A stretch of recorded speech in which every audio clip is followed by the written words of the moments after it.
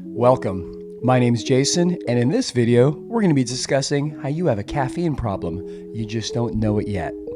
Top 10 reasons why I don't drink caffeine. And the first one, number 10, is basically the origin story of caffeine. That's why I included it in this video. Number 10, caffeine is toxic, at least it is in the wild. You see, caffeine is a natural stimulant. It's found in the leaves, seeds, and fruits of over 60 different plant species.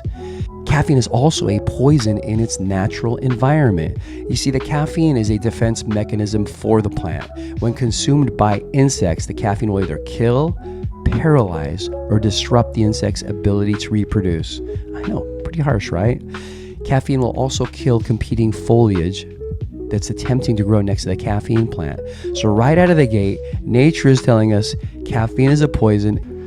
Number 9, caffeine can ruin your sleep quality. You see, caffeine has a half-life of 6 hours, meaning 6 hours after you consume it, half of it is still in your system.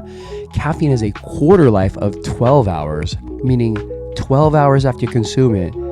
Okay, put it this way. You consume coffee at noon. At midnight, you still have a quarter of it in your system. So this basically is going to guarantee that you're not going to get the high quality, deep and restorative sleep that your body so desperately needs. You see, your sleep quality is one of the biggest single predictors of your overall health as well as all-cause mortality. There's a saying among sleep experts, the shorter you sleep, the shorter your life. Furthermore, your body is composed of something called natural killer cells. These are like your body's special forces. They're like the SEALs, the Rangers, the Delta, the Green Berets of your body. What their job is to identify, to attack, and to destroy anything harmful in your body. So you see, when you get lack of high quality of sleep, you're drastically reducing the effectiveness of your natural killer cells. By getting inferior sleep quality, you're increasing your chances of both sickness and disease. Number 8. So what about all these caffeine studies? What about all these coffee studies that seem to they basically declare that coffee is really good for you, that it's a health enhancer, it makes you live longer, reduces the chance of diseases and sickness. Well, here's the thing. Caffeine studies are funded by very, very, very large companies that are motivated by self-interest and profits. They have misleading conclusions based on correlation and not causation.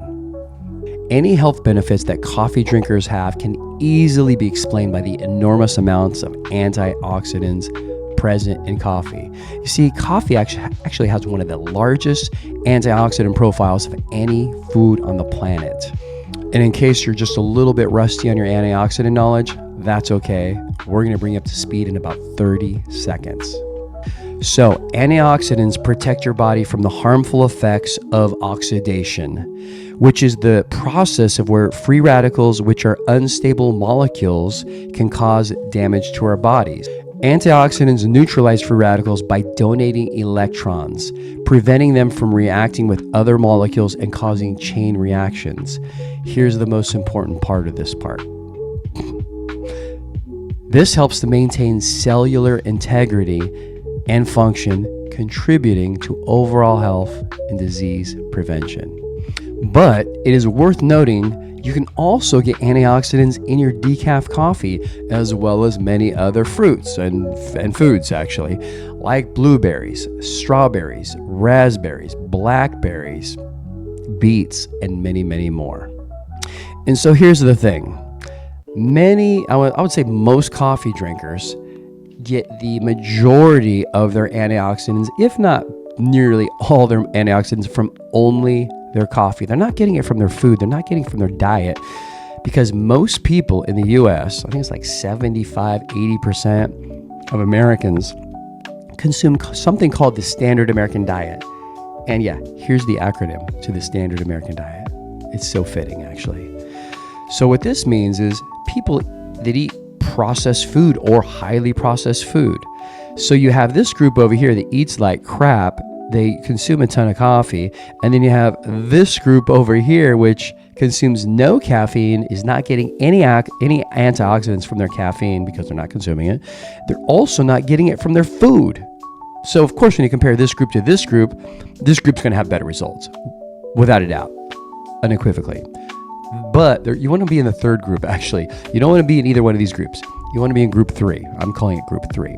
That's the group that doesn't drink caffeinated coffee, that also eats foods that are rich in antioxidants, such as the foods I mentioned. And then if you want to throw in the decaf coffee, in fact, I'm going to specify in just a moment what type of decaf coffee, great. Then you're going to get it from foods and coffee. And then, I don't know why I did this, but then you kind of get them together. I like marry them up or whatever into your body. Like they meet and have a matrimony, the food and the coffee, the decaf coffee. Then you're going to get a ton of antioxidants and you're going to be fine. Well, can't guarantee that, but you know what? You're going to improve your chances. Number 7, caffeine is a psychoactive drug. A psychoactive drug is a chemical substance that changes your brain function. It results in alterations in perception, mood, consciousness, cognition, or behavior. You see, caffeine is actually the world's most highly consumed psychoactive drug. It's estimated that a whopping 80% of the world consume it daily. Here are a list of the other psychoactive drugs, and get ready because this list is a doozy. Alcohol, nicotine, marijuana, heroin, LSD, and cocaine, and let's not forget the world's favorite psychoactive drug, caffeine. Now, if you're learning this for the very first time, it should be quite alarming to you. If you already are aware of this information and you're not concerned, you just might want to give it some more thought. Just to drive this point home, what's one of the first things you do every morning after you thought you had a terrific night's sleep of say 7, 8, even 9 hours? What's one of the first things you do every single morning after you wake up? I mean, of course, use the restroom, but then what? Yes, you march right into your kitchen, brew yourself a cup of a psychoactive drug so that you can wake up. People, why do we consider this normal behavior? Well, I'm going to tell you why. It's because it's socially acceptable. I mean, think about it. Who drinks coffee? You do. I did for 30 years. Your friends do. Your family does. Your coworkers do. The companies you work for brew you guys free cups of coffee. Some churches, the church I go to, brews free cups of coffee after service. Companies, many companies sell caffeinated products that make them a ton of money. You have the government, the CDC, are they pro-coffee? Of course they are. Hospitals, doctors, are they the majority of them pro-coffee? Of course they are. There's this guy, his name's Stephen Chernisky. He's a scientist. He's a best-selling author. He wrote the book Caffeine Blues, which is basically like the Bible of exposing coffee. Anyways, I heard him in an interview tell this pretty funny story. I thought it was funny, and it's more importantly, it's got a really strong point to it. So, imagine you go to your doctor's office, and your doctor prescribes you a powerful psychoactive drug. But before you leave the doctor's office, you pause. You look at your prescription, and you turn to the doctor and say, "Hey, doc, this prescription doesn't say how much I should consume." And your doctor just looks at you and says, just take as much as you want. How do we describe the habit of repeatedly consuming a substance and either being unable or unwilling to stop? Yes, addiction. And I know, I am not trying to make anybody feel bad about drinking coffee. I drank coffee for over 3 decades. I've told you that many times. If I could reverse the clock and I could have been shown this video or a video like this, if somebody would have told me this earlier, that would have saved me a lot. It would have saved me a lot. So I just want you to be equipped with information so that you can decide what's best for you. That's it. Number 7, coffee is one of the most heavily sprayed foods on the planet. Okay, so I'm going to read this because I did not memorize this, but I think you guys will be okay with this. So you need to know there's something called the Dirty Dozen list. This is a list of the most heavily sprayed foods on the entire planet. Here's the list. Strawberries, spinach, kale, collard greens, mustard greens, peaches, pears, nectarines, apples, grapes, bell and hot peppers, cherries, and blueberries. Here's an excerpt from this article written by this guy named Steven Salisbury. He's an expert on things surrounding coffee and health. He's also co-founder of Purity Coffee. And I'm going to read this, and I quote, The number of pesticides sprayed on coffee far exceeds those used on the fruits and vegetables listed in the EWG 2018 Dirty Dozen. And coffee is consumed in greater volumes every day than any other of the 12 varieties of produce on this list. So, right out of the gate, Andrew makes a great point. So not only is coffee sprayed more than the foods that are considered sprayed a lot, like the top 12 in the world, it's sprayed more than that, but also coffee's the one you drink every day. It's the one you consume multiple times a day, okay? I was gonna say cups, but times a day. And I say coffee, but again, I mean caffeine. When I say coffee, I mean caffeine. Who's consuming peaches daily and multiple times a day?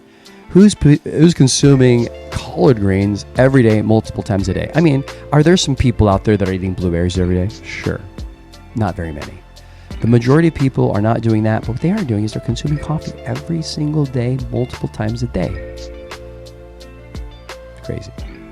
Andrew goes on, and I quote again, countries of origin are responsible for regulating their own chemical usage, and the United States does not test or regulate the amount of residual pesticides found on imported coffee. This leaves consumers vulnerable to a number of both known and unknown substances, including chemicals that have been banned from the use in American agriculture. This is mind-boggling. So we are consuming substances we don't even know what's in them. And we know some of them, and we know they're bad. And the other ones, we don't know what they are, but they're probably worse. And just so you know how much of the coffee that we consume in the U.S. is imported?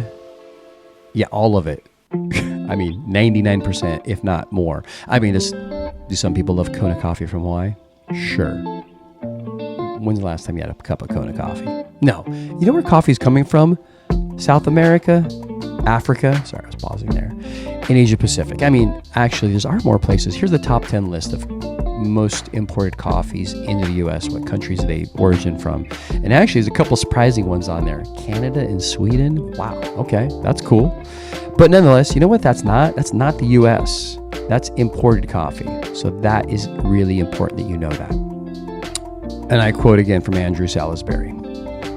Of all coffees worldwide, the World of Organic Agriculture 2016 reported that only 8.5% are certified organic, which the other 91.5% are heavily treated with pesticides, synthetic herbicides, and other chemicals.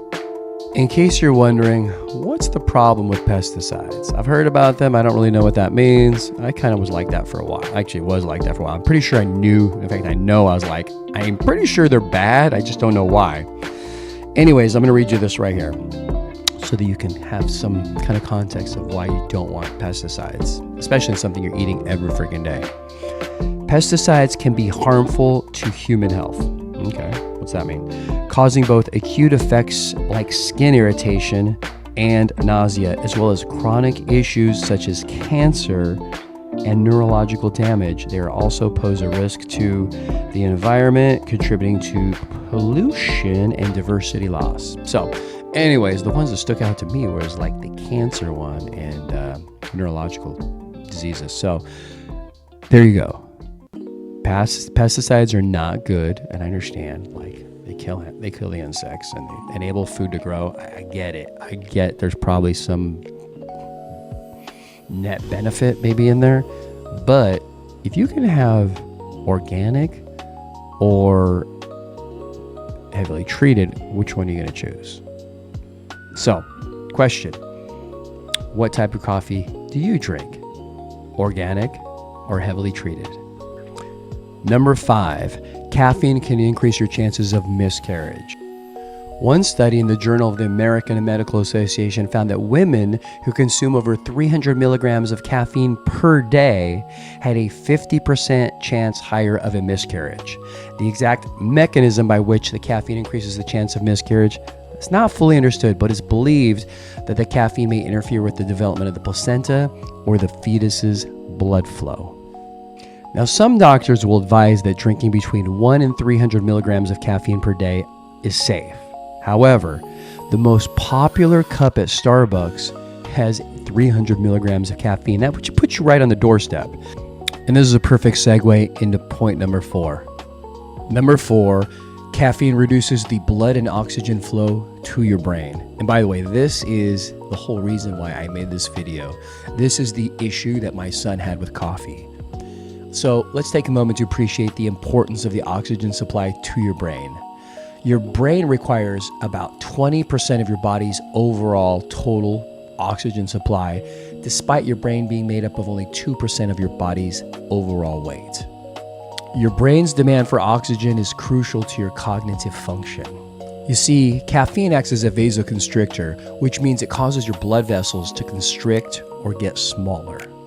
And this causes the blood flow to your brain to be reduced by between 20 and 30%. It's even been documented at least one time, on TV nonetheless, to reduce blood and oxygen flow to the brain by 52%. Crazy. And when coffee drinkers try to stop drinking coffee or forget to drink coffee, they often experience headaches. This is caused from caffeine withdrawals. You know what causes these headaches? The blood vessels dilate, they get bigger, they go back to their normal size. This increased flow in the blood to the brain is what causes these headaches. In my mind, I'm just picturing it's like the brain saying, yo, I need this stuff. Stop depriving me of oxygen. And by the way, one of the most serious consequences of poor blood flow to the brain is the increased chance of a stroke. A stroke occurs when the blood supply to a part of the brain is interrupted or reduced, depriving the brain tissue of vital oxygen and nutrients. Number 3, caffeine puts you in fight or flight mode. When you consume caffeine, it arouses your sympathetic nervous system, and this causes the release of your stress hormones cortisol and epinephrine. We talked about this earlier in the video. The increase in your cortisol is what puts you into fight or flight mode, and this is your body's survival mechanism. Anytime you're confronted with either a real or even a perceived danger, such as, let's just say you're on a hike in the woods, and all of a sudden you have that eerie feeling that somebody is watching you. So what do? You pause, you do a 360 of the landscape, and then of course, there you go. You make eye contact with a bear, with a mountain lion, with a wolf, whatever. Immediately, your fight or flight mode has now been activated, and your only goal in life right now is to survive the next 15 minutes. Now, of course, you want to survive minutes 1 through 14 as well. The point is, you're not looking very far into the future. You're not thinking about, what am I having for dinner? Who am I going to go out with tomorrow? Where am I going to go on vacation this summer? You're just not thinking that. Is why I heard one guy put it, you know what your brain's not doing during fight or flight mode? Yeah, it's not doing Needless to say, most people consuming caffeine are not in a life-threatening situation. Rather, they're simply out on their porch, sipping a cup of coffee, relaxing in the morning, or maybe they're meeting a friend at a coffee shop. Perhaps they're sitting at their desk reading emails. They're not in a life-threatening situation. Make no mistake about it. When you consume caffeine, your cortisol levels are significantly raised, putting you in a stressed state of mind. And if you're anything like I was, you have no idea. You've been consuming caffeine for so long. This is normal to you. This is what normal feels like. Now, here's the problem. When you consume caffeine, you're putting yourself in a perpetual state of fight or flight mode. It's not just happening for 15 minutes at a time or until your danger level has been lowered. No, this is happening for a good portion of your day. Number 2, caffeine deactivates your prefrontal cortex. Your prefrontal cortex is like the CEO of your brain. It's responsible for logical, rational, and deep thinking. It has the ability to weigh the long-term benefits and consequences of your decisions. During the fight or flight mode, your prefrontal cortex is essentially being deactivated. And this is because the stress hormones released during this response impair the prefrontal cortex's ability to function, leading to a shift in the more emotional part of your brain, the amygdala. Essentially, your prefrontal cortex goes offline and the amygdala takes control. leading to more impulsive and instinctual reactions. The fight or flight response also reduces your cognitive flexibility, meaning the ability to adapt to new situations or to change strategies.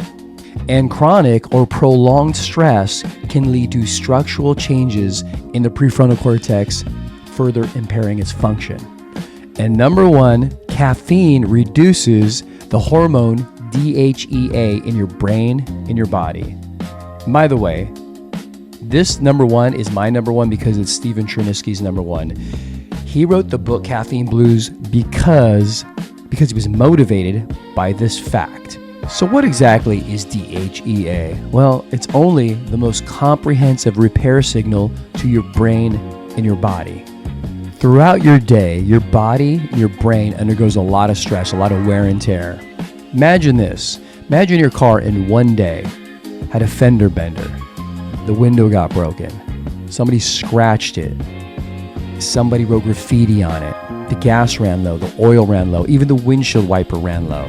Imagine as you got good quality sleep, your car would just repair itself. Well, that's kind of like how DHEA works for your body. The repair hormone DHEA is produced in your adrenal glands. You know what also is produced in your adrenal glands? Yeah, cortisol, stress hormones. But here's the thing, your adrenal glands can only produce one or the other at one time. It cannot do both. It can only produce DHEA or it produces cortisol.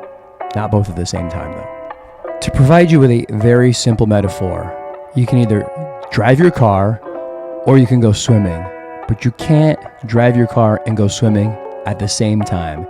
You have to choose, you have to pick one, you cannot do both. So essentially, when you're drinking caffeine, when you choose to drink caffeine, you're also choosing at the same time to either produce cortisol, or if you don't choose to drink caffeine, you're choosing to produce DHEA. So really, the ball is in your court every single day.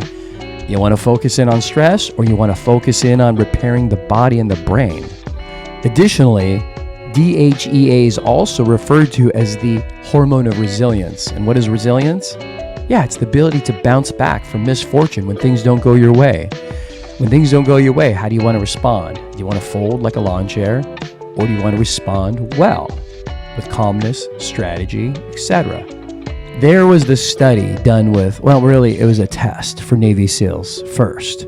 This test is the Navy SEALs would be jumping or be thrown into water. Their hands are tied. Maybe their feet are tied. I forget all the details. But the point is, maybe that might even be blindfolded. The point is, they're in a bad situation.